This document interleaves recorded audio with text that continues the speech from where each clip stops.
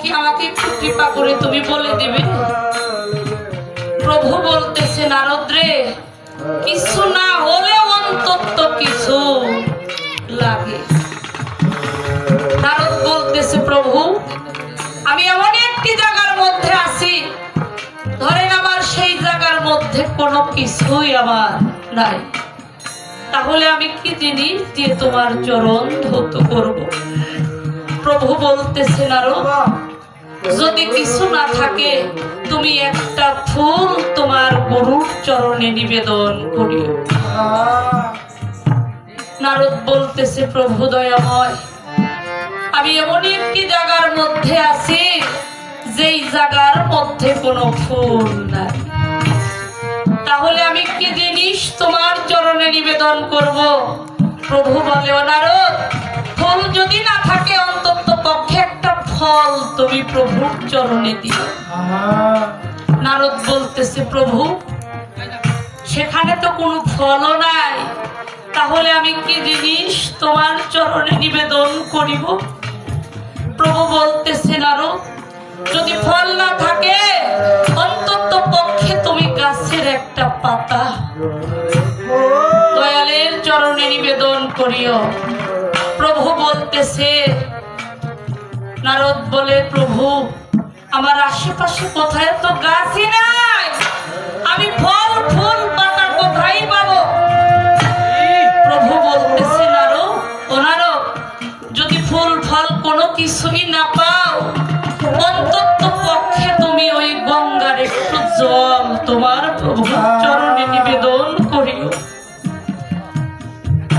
নারদমণি কথা শুনে জোরহাত করে সামনে দাঁড়িয়ে বলতেছে, প্রভু দয়াময়, আমি এমন একটি দ্বীপের মধ্যে দাঁড়িয়ে আছি, আমার আশেপাশে কোথায় কোনো গঙ্গাও নাই,